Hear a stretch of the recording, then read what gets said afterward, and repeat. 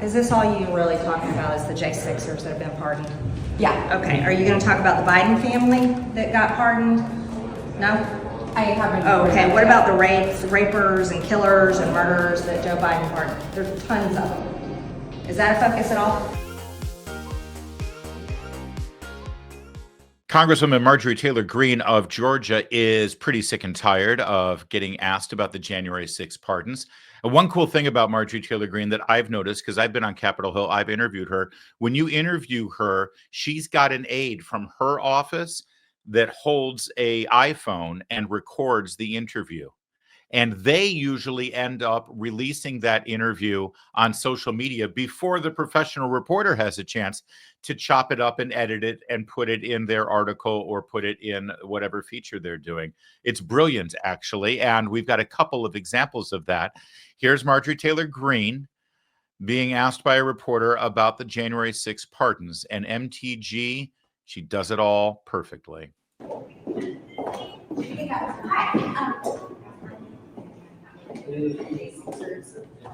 Come to the Capitol or do any tours or any meetings here? Is this all you really talking about is the J6ers that have been pardoned? Yeah. Okay, are you going to talk about the Biden family that got pardoned? No? I haven't. Oh, okay, what about the rapers and killers and murderers that Joe Biden pardoned? There's tons of them. Is that a focus at all? Well, I'm asking about J6. I know that's what you're asking. I know that's what you're asking about, and I'm not doing this. This insane place up here and all of y'all's obsession with January 6th is absurd. Everybody outside of here is sick and tired of it. I'm serious. And so Joe Biden pardons all these murderers and rapists and disgusting people, and then everybody up here has got their panties in a wad because J6ers got pardoned. Like people that walk through open doors. A lot of them walk through open doors. That's it. But everybody here is like, oh, J6. Seriously. But you've been so outspoken on this issue. Yes, I have. And they're pardoned. And thank God, I hope they go live their lives and can reassemble something back together because they have suffered enough. Go do a story on all the Antifa BLM people that never served time. Over 95% of them, seriously. Think about that. And go do a story on these cities that BLM burned to the ground and they never built back. They raised all that money on ActBlue and they never built those communities back. You don't think it's a fair question to ask you because you've been so outspoken. It is nauseating. I've seen all the Democrat-run networks ad nauseum about January 6th, and they just can't get over themselves, but they don't give a shit about real Americans. The speaker just created a select committee to investigate January 6th, so it's not like Republicans aren't talking about this. No, but it was your question. Are you gonna have J6ers come in? Are you gonna give them tours? Like I'm so sick of you people and all this crap. I really am. The reason why I asked that is because other people have said that, and so I assumed you would be one of the people that would also be having tours, just because I know you're close to some of the people. Because you're assuming. You know, the problem is you people never gave me a fair shot to begin with, and you all these assumptions and all these headlines and all these lies. So you came in asking me, why don't you do a story on what people care about? People care about the border, the economy, energy. They're sick and tired of the foreign wars. They're tired of the hypocrisy up here, and they hate the media right now. They do, I'm serious. You guys have created a situation where you're not trusted and people are sick of y'all. And it's sad. I'm serious, it's sad. Well, so no, I'm not answering this question because I'm not going down this stupid thing of Marjorie Taylor Greene. Well, I don't think it's stupid to ask that question. I mean, just you've been so outspoken on this issue, I thought you might want to talk about it. But that's why I asked, so I'm glad I did. Thanks, guys. All right. Now, there's a couple of reasons why this was absolute brilliance. Number one, I already told you, the fact that they've got their own staffer who records this for their own purposes and then proactively puts it out on social media so that they can dominate the narrative behind this exchange and define the terms of the narrative before the reporter has a chance to get her word out or his word out. That's number one. Number two, the response of challenging the reporter and saying, is this really all you're going to talk about? Are you going to talk about this? Are you going to talk about that? Are you going to talk about that? Are you talking about that? And by the way, those things that she asked they were going to talk about, other than Joe Biden's pardons, which are completely legitimate, all those other things are in the top 5 of things that the American people care about right now when you ask them what are the most important issues in the country. And she's pointing out in that exchange that the reporter doesn't care what the American people care about. This is something that the people in newsrooms in Washington, D.C. and Manhattan care really strongly about, but the rest of the country doesn't. And by highlighting that, you're pointing out how irrelevant the media is. Okay, number 3, the reporter, young lady, she needs a little more experience. Other reporters may not have fallen for this, but she did. And it's brilliant that MTG got her to walk into the trap. Can you guess what it is? MTG started challenging her and asking her questions, and the reporter engaged in a debate, which is not a reporter's job. The reporter should have just stuck with her questions instead of responding and answering and saying, oh, but you guys did this and you guys did that and other congressmen did this. Now you're proving that you're not there just to get information or a quote from the congresswoman for your article. You're there to win a debate. You're there to be right.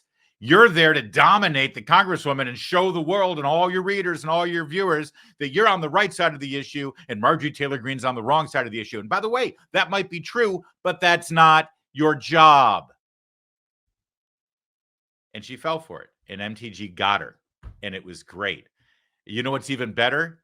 The fact that it wasn't the first time in the last 24 hours this happened. Here we are in the tunnels underneath the Cannon office building, corridor underneath Independence, walking to Capitol Hill, and with temperatures hitting about 14 degrees in Washington, D.C., with a wind chill of -3, I would walk down that corridor too, underneath the street. Here she is when confronted by a gaggle of reporters asking, you guessed it, the same thing.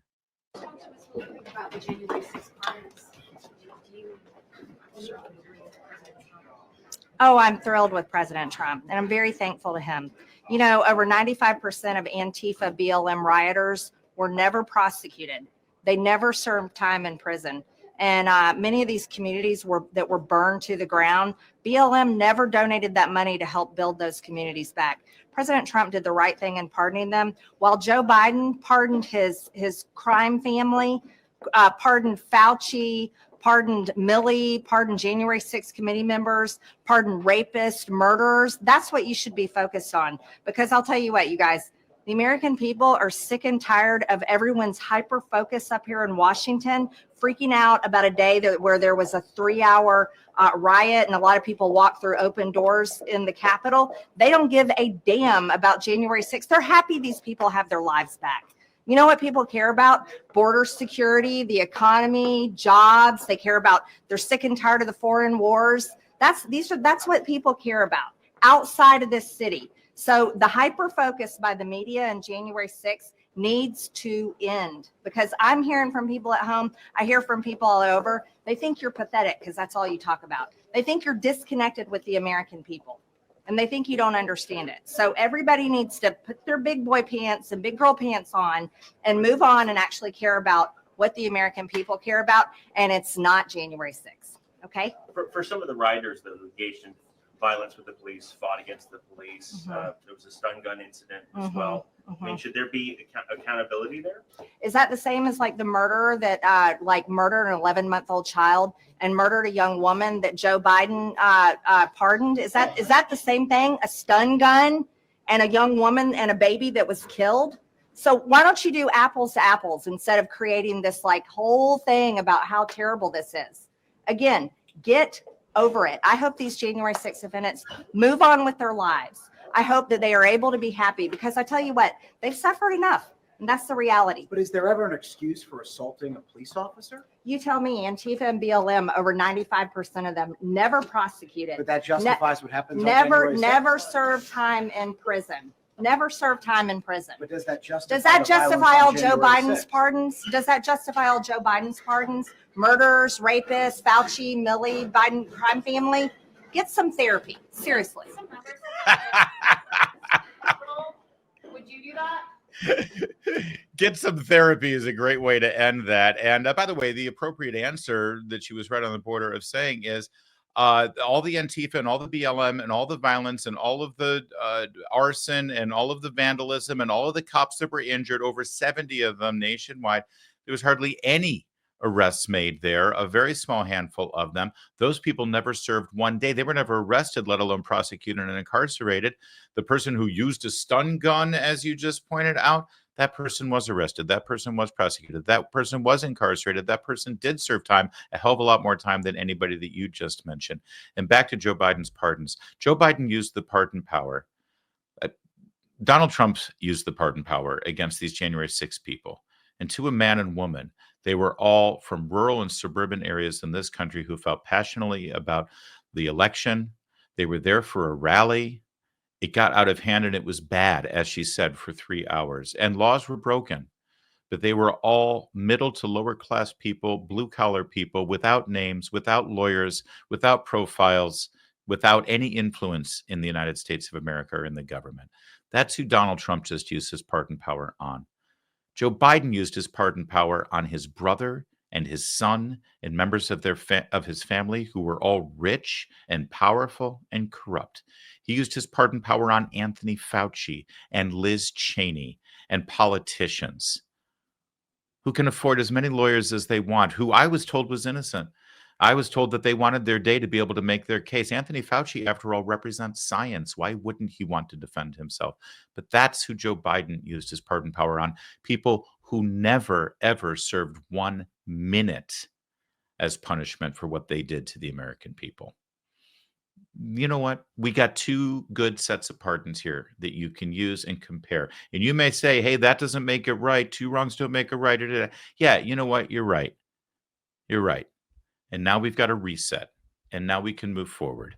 And that should be the end of all of this until they ask again. Increased tariffs on our trade partners. It's in the works right now. Tax cuts, working on it in the House.